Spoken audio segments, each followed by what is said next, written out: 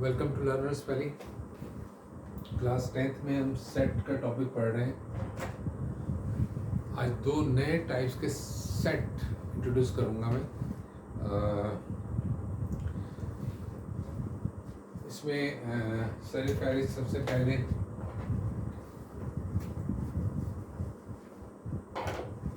एक कॉन्सेप्ट है, सब कहते हैं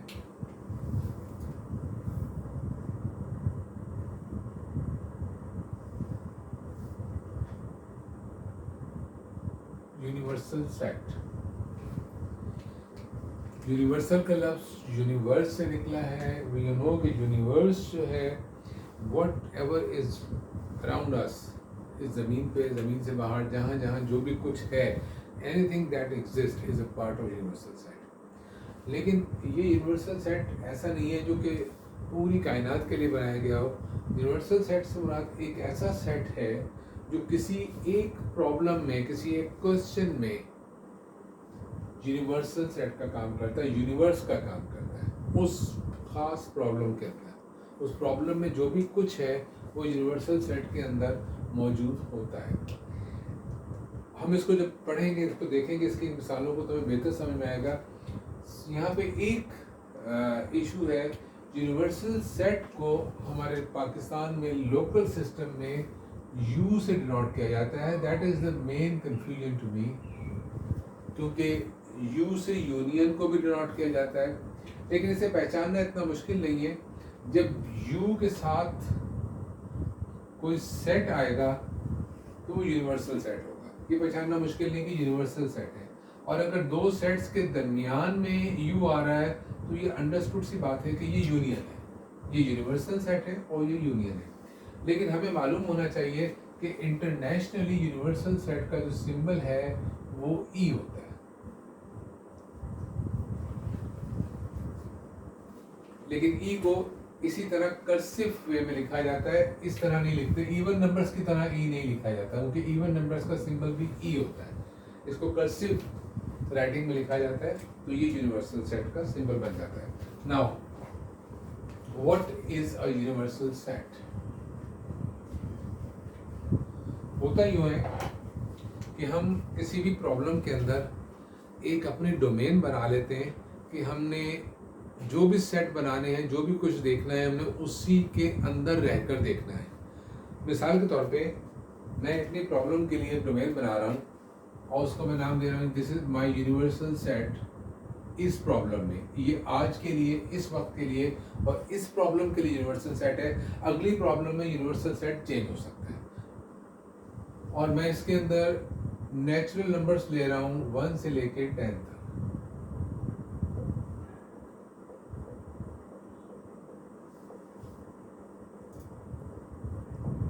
मैं सारे मेंबर्स लिख रहा हूँ जो कि ज़रूरी नहीं था, सिर्फ 10 मेंबर्स थे तो मैंने लिख दिए। अब मिसाल के तौर पे मेरे पास एक सेट है ए और मैं इसे सिर्फ लिख रहा हूँ प्राइम नंबर्स।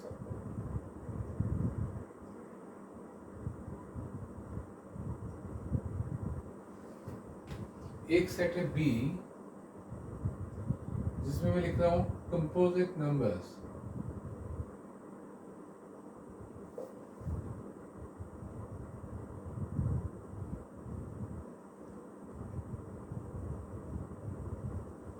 एक सेट है सी जिसको मैं इवन नंबर्स लिख रहा हूँ, इसमें सिर्फ इवन नंबर्स है।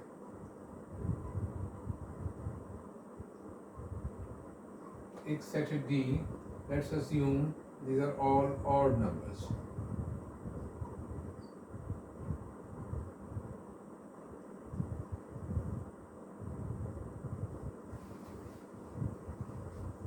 अगर यहाँ से इस यूनिवर्सल सेट को फॉर द टाइम बिंग हटा दिया जाए तो ए के जो मेंबर्स होंगे वो इन्फिनिट होंगे। वो स्टार्ट होंगे 2, 3, 5, 7, 11, 13, 17 चलते चले जाएंगे। और हमें उसूली तौर पे इसको लिखना चाहिए था ऑल प्राइम नंबर्स, या हमें इसकी रेंज देनी चाहिए थी। कंपोजिट लिख के छोड़ दिया हमने, खाली कोई फिक्र नहीं कि कंपोजिट नंबर कितने लेने हैं। इवन नंबर लिख दिया, इवन नंबर्स इन्फिनिट होते हैं, लामहदूद होते हैं, 2, 4, 6, 8, 10, 12, 13, 14, 16 से जाते हैं। इसी तरह ऑड नंबर भी कभी ख़त्म नहीं होते, लेकिन हमने बड़े इत्मीनान के साथ सिर्फ ये लिख दिया ऑड नंबर्स। तो ये बहुत ही महदूद और लिमिटेड नंबर्स की बात हो रही है ऑटोमेटिकली। क्यों हो रहा है इस तरह से? क्योंकि मैंने यहाँ पे पहले यूनिवर्सल सेट लिख दिया है। चाहे यूनिवर्सल सेट को टेबुलर फॉर्म में लिखें या डिस्क्रिप्टिव फॉर्म में लिख दें या सेट बिल्डर फॉर्म में लिख दें, किसी भी शक्ल में लिखा जा सकता है। मैं इसको दूसरी शक्लों में भी लिख कर दिखा देता हूँ आपको। तो मिसाल के तौर पर इसी सेट को मैं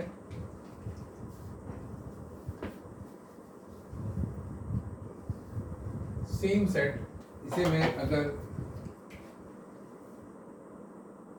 टेबुलर फॉर्म में लिखा हुआ है, डिस्क्रिप्टिव फॉर्म में लिखना चाहूँ तो लिखूंगा नेचुरल नंबर्स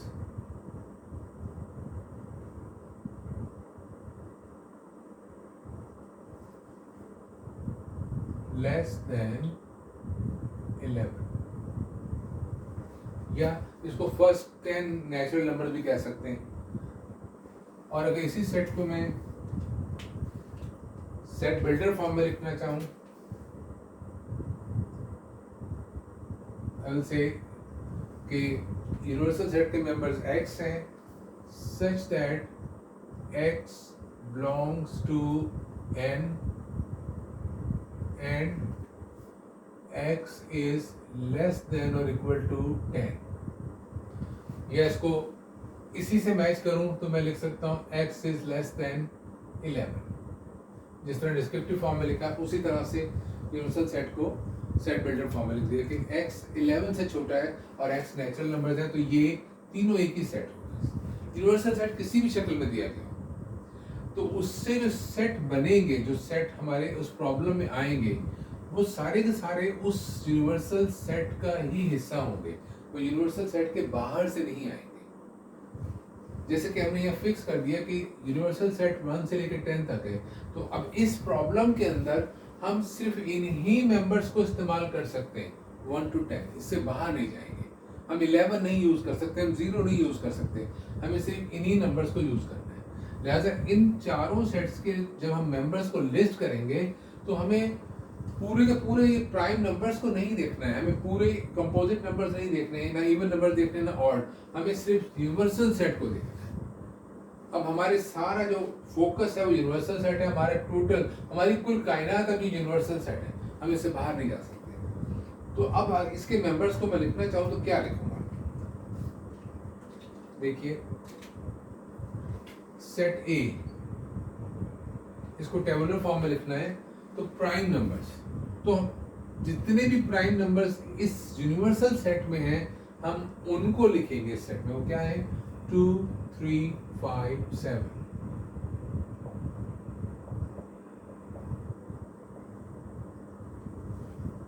कंपोजिट नंबर्स जो इस यूनिवर्सल सेट का हिस्सा है क्या है? 4 6 8 9 10।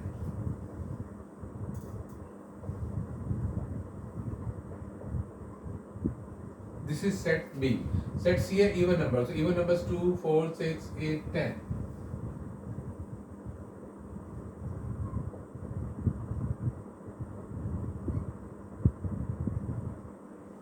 Odd numbers. You can see what are odd numbers.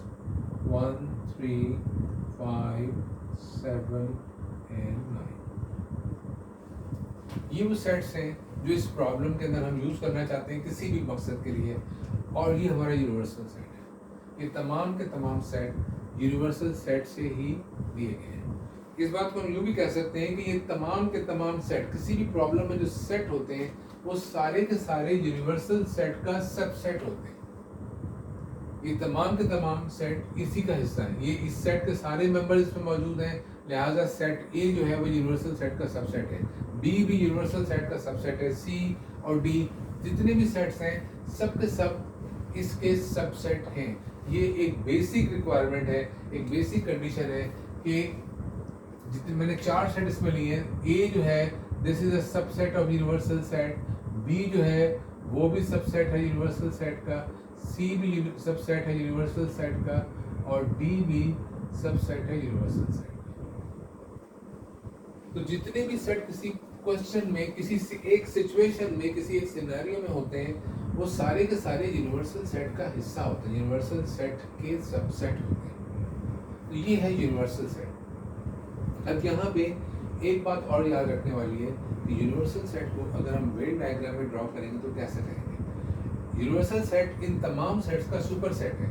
तो नॉर्मली हम सबसेट और सुपर सेट को जिस तरह ड्रॉ करते हैं, यूनिवर्सल सेट को उससे थोड़ा सा मुख्तलिफ शक्ल में ड्रॉ किया जाता है। मैं इसको मिटा रहा हूँ एंड देन विल सी कि यूनिवर्सल सेट कैसे ड्रॉ होता है।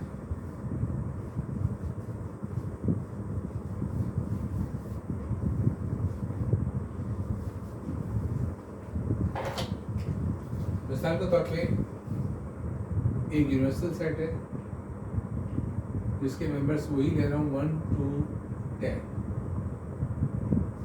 और एक सेट ए है जिसके मेंबर्स प्राइम नंबर्स हैं 2 3 5 7, और दूसरा सेट है बी जिसके मेंबर्स हैं 1 3 5 7 एंड 9। ये और कुछ जरा डायग्राम को सिंपल रखने के लिए मैंने सिर्फ 2 सेट लिए। तो याद रखिए कि यूनिवर्सल सेट को हमेशा एक रेक्टेंगल की शक्ल में ड्रॉ किया जाता है। It is always in shape of rectangle. This is the universal set. और जो बाकी जितने भी सेट्स हैं किसी प्रॉब्लम के, वो सारे के सारे इसके अंदर ड्रॉ किए जाएंगे। नॉर्मली जो सुपर सेट होता है वो इस तरह होता है और सबसेट उसके अंदर होता है, लेकिन चूंकि सेट है यूनिवर्सल सेट नहीं तो उसको दायरे की शक्ल में ड्रॉ करेंगे। लेकिन यूनिवर्सल सेट को एक रेक्टेंगल की शक्ल में ड्रॉ किया जाता है। It's looking like trapezium here.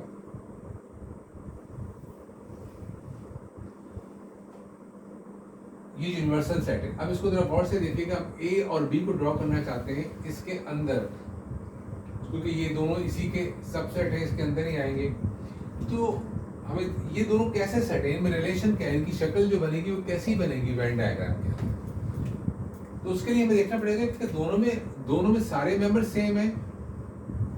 नहीं, सारे सेम नहीं है। क्या कुछ सेम है? यस। क्या कुछ अनकॉमन है? तो यस वी सी दोनों में कुछ अनकॉमन भी है। तो सबसे पहले देखेंगे दोनों में कॉमन मेंबर्स क्या हैं। तो 3 कॉमन है, 5 कॉमन है, 7 कॉमन है। ये दोनों में मौजूद है।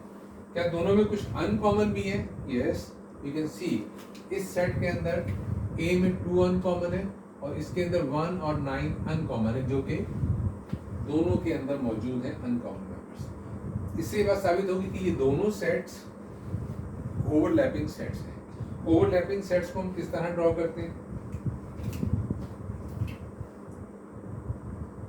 2 सर्कल बनाए जाएंगे जो एक दूसरे को क्रॉस कर रहे होंगे मिडल टू मिडल।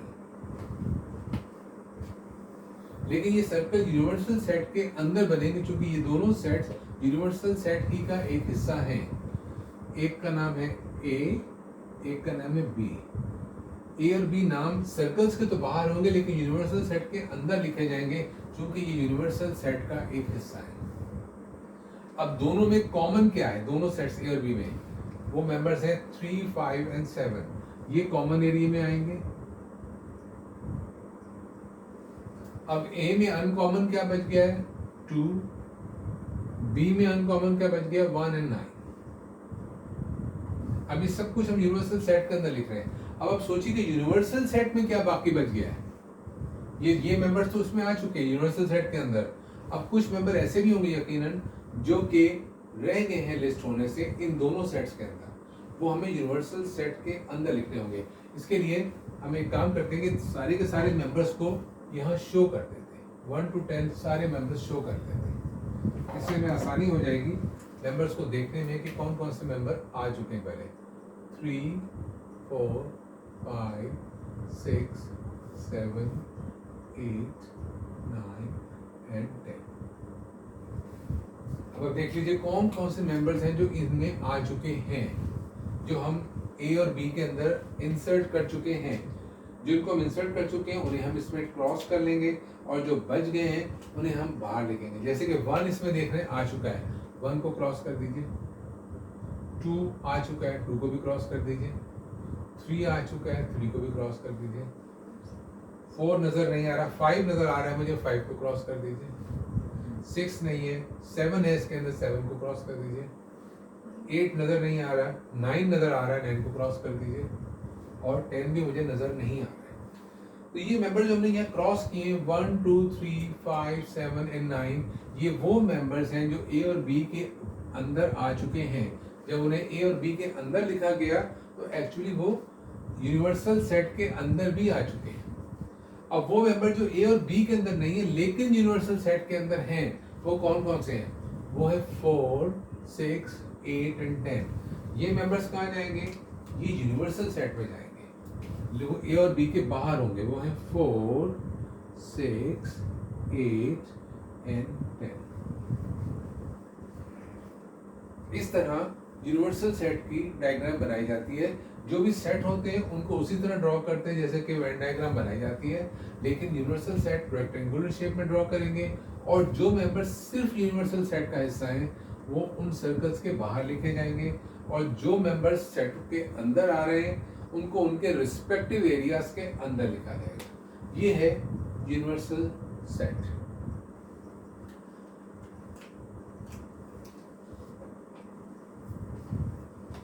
यहाँ पे एक और टाइप के सेट की बात करने वाले हैं। यूनिवर्सल सेट का इस्तेमाल होता है बहुत ज़्यादा, हम उसको बाद में देखेंगे यूनिवर्सल सेट का यूज कैसे किया जाता है। यूनिवर्सल सेट्स में बहुत अहम रोल प्ले करता है। किसी भी प्रॉब्लम में यूनिवर्सल सेट का बड़ा अहम रोल होता है, लेकिन इसकी प्रॉब्लम्स हम बाद में देखेंगे। उससे पहले हम एक बिल्कुल डिफरेंट टाइप के सेट की बात करने जा रहे हैं, वो है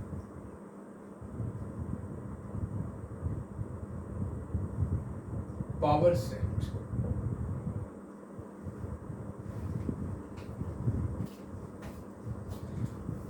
इससे पहले हमने सबसेट के बारे में पढ़ा था।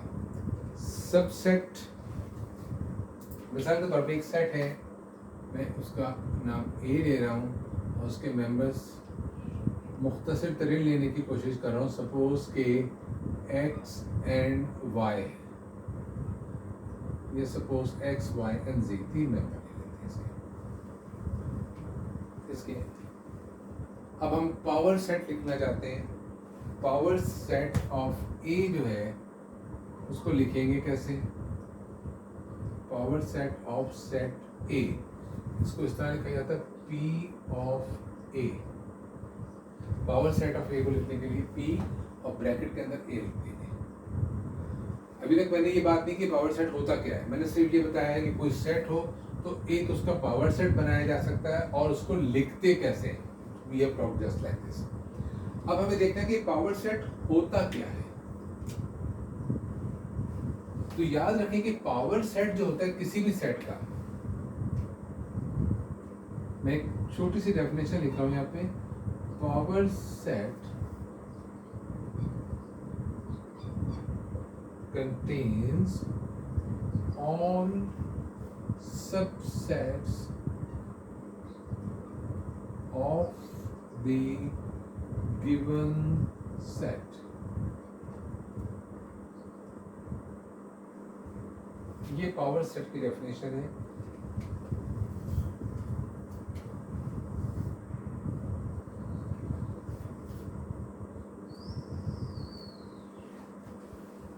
किसी भी सेट के, जो सेट आपको दिए गए, जैसे कि हमें यहाँ ए दिया गया जिसके 3 मेंबर्स हैं एक्स वाई एंड जी, अगर इसके तमाम पॉसिबल सबसेट्स हम बना लें और उन तमाम सबसेट्स को हम एक सेट के अंदर डाल दें, मतलब सेट ऐसा बनाया जाए कि उसके अंदर भी सेट हो।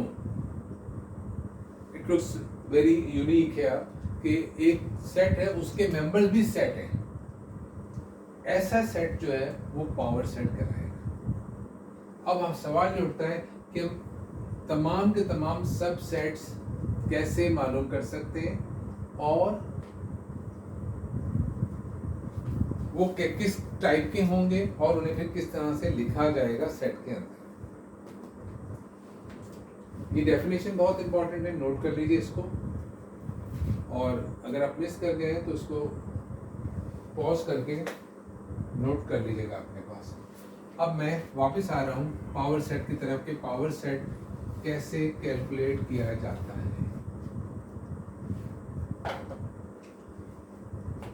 इसके लिए एक छोटा सा ट्रिक है कि हम जो सेट है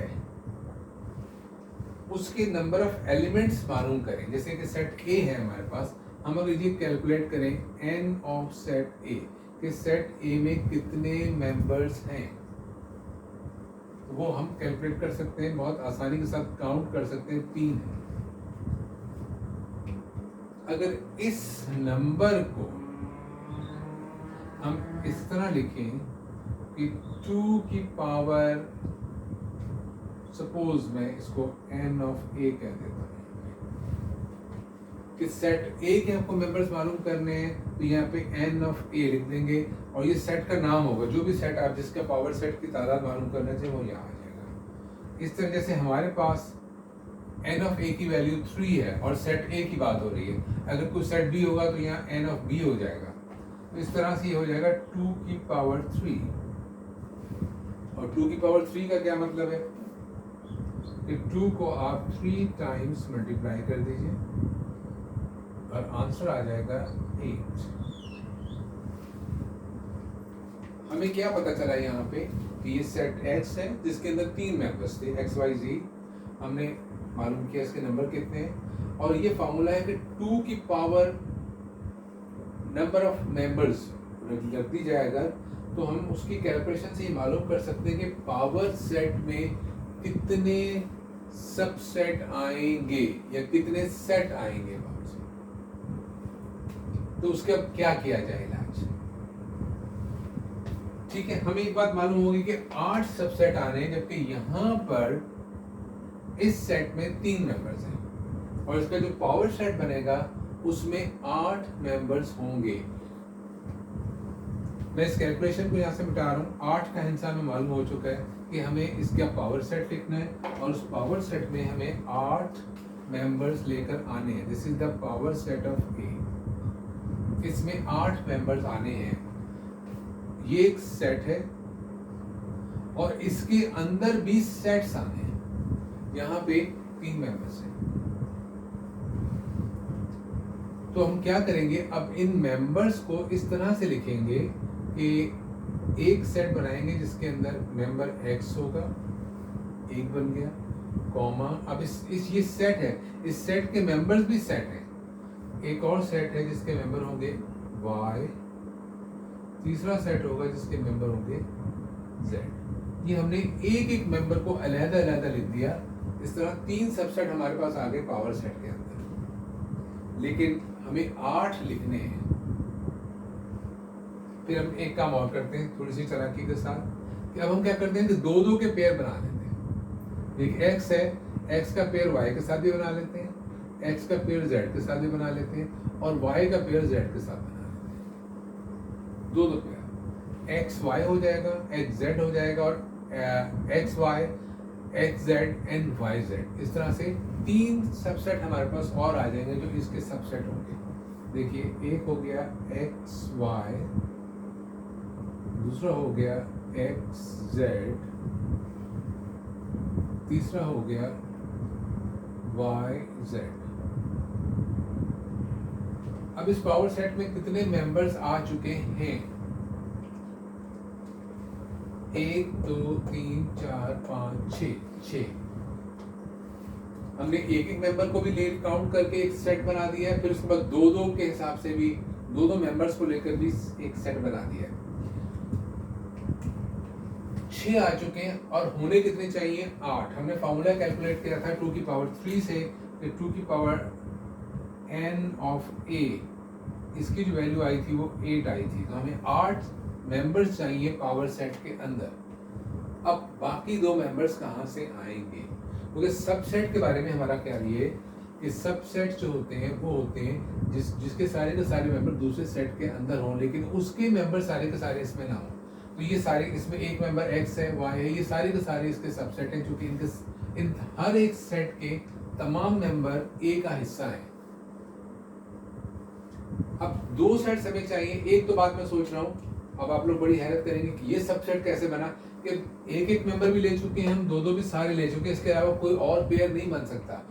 x और y का बन चुका है, y z का बन चुका है, x z का बन चुका है। अब इसके अलावा कोई भी जोड़ा बनाएंगे तो ऑलरेडी मौजूद होगा। अब मैं एक सेट और बना रहा हूँ, अब मैं ले रहा हूँ 3 मेंबर्स को। ये बड़ी हैरत की बात है, 3 मेंबर्स कैसे आ सकते हैं?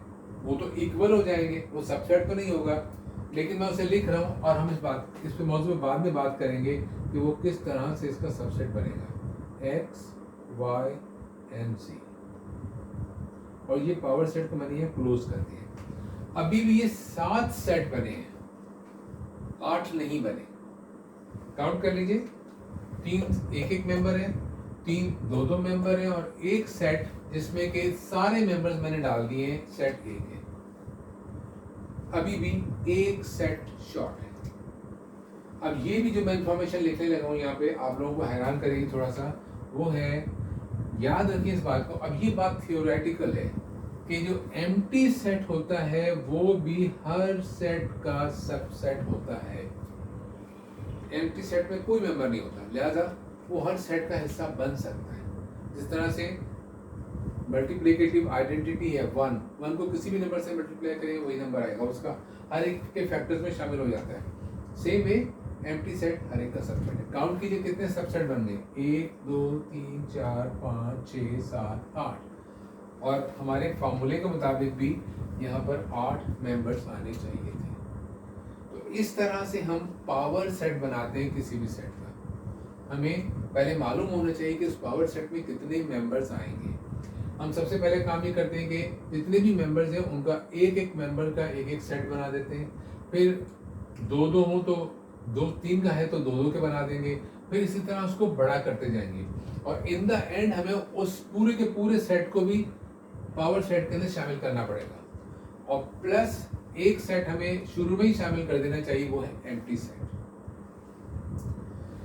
तो पावर सेट के अंदर सबसेट्स हैं, this is the list of subsets. ये these are all subsets of A, ये सारे के सारे सबसेट्स हैं ए के।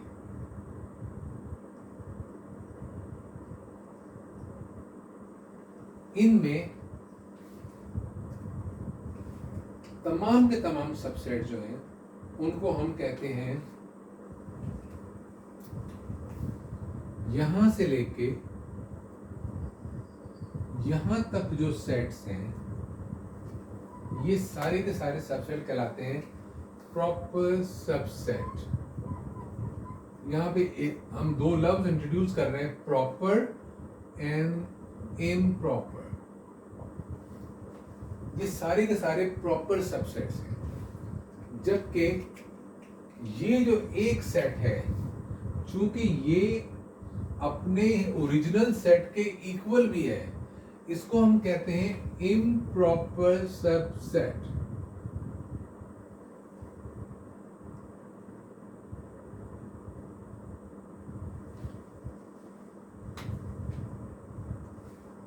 थोड़ा सा इस बात को आगे लेके चलूंगा। इम्प्रॉपर सबसेट का निशान भी दूसरे प्रॉपर सबसेट के मुकाबले में मुख्तलिफ होता है। मिसाल के तौर पर इसमें से मैं एक सबसेट लेता हूं, ये एक्स है, ये जो है सबसेट है सेट ए का। इस ए का नाम लिख दूं या सेट लिख दूं, यहां से लेके इसी तरह एम्प्टी सेट जो है ये भी सबसेट है, प्रॉपर सबसेट है ए का। 2 मेंबर वाला भी कोई लेना चाहे तो वो भी ले लें। सपोज के एक्स वाई है, ये वाला सेट भी प्रॉपर सबसेट है सेट ए का। तो ये निशान जो है ये प्रॉपर सबसेट का निशान है। लेकिन जब मैं इस सेट को लिखूंगा जिसके मेंबर्स तीनों के तीनों हैं एक्स वाई एंड जी, तो फिर यहाँ पे अगर मैं कहता हूँ ये इसका प्रॉपर सबसेट है ए का, तो ये गलत होगा, ये इम्प्रॉपर सबसेट है। इसके अलावा चूंकि ये इसके सारे के सारे मेंबर्स ए में मौजूद हैं, लेकिन ए जो है वो सुपर सेट नहीं है, वो इसके बराबर है, इक्वल है। इसके लिए हम क्या काम करते हैं कि इस इम्प्रॉपर सबसेट के लिए इस तरह का निशान बनाते हैं कि इसके नीचे एक लकीर और लगा देते हैं। ये लकीर क्या बताती है कि this set is the equal subset of A. ये इसका नाम है actually equal subset.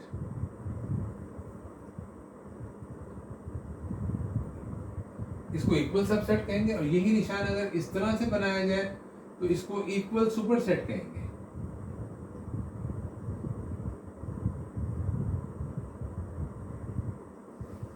Equal subset and equal superset.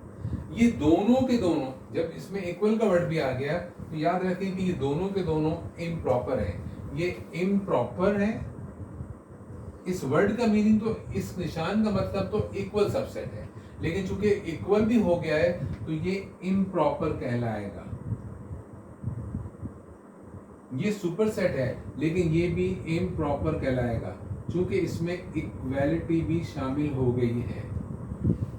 We must know subset का बेसिक कॉन्सेप्ट ये है कि वो सुपरसेट से छोटा होता है। अगर सबसेट और सुपरसेट आपस में इक्वल हो जाए तो हम ये निशान लगा देते हैं, एक एक्स्ट्रा लकीर लगा देते हैं सबसेट और सुपरसेट के साइन के नीचे, जिससे वो इक्वल सबसेट या इक्वल सुपरसेट बन जाता है। That's all about this sign. लेकिन चूंकि वो इक्वल हो चुका है, ये साइन हमें बता रहा है कि ये इसके इक्वल भी है, इसका सबसेट भी और इसके इक्वल भी है, तो फिर इसका मतलब ये होगा कि वो इम्प्रॉपर है। तो ये इम्प्रॉपर सबसेट है चूंकि ये एक इक्वल है। तो जब भी सबसेट सुपरसेट के बराबर हो जाएगा तो वो इम्प्रॉपर सबसेट कहलाएगा। जब सबसेट इम्प्रॉपर होगा तो फिर सुपरसेट जो होगा वो भी इम्प्रॉपर ही होगा, उसमें भी इक्वालिटी वहाँ आ जाएगा। आई होप कि मैं अपने तस्वुरात की सही वजाहत कर पाया हूँ। अगर फिर भी कोई शख्स महसूस करे कि उसे कोई मुश्किल है तो वो अपने कमेंट्स के अंदर लिखे, हम उसको दोबारा से आपको हेल्प आउट करने की कोशिश करेंगे। Thank you very much for this session.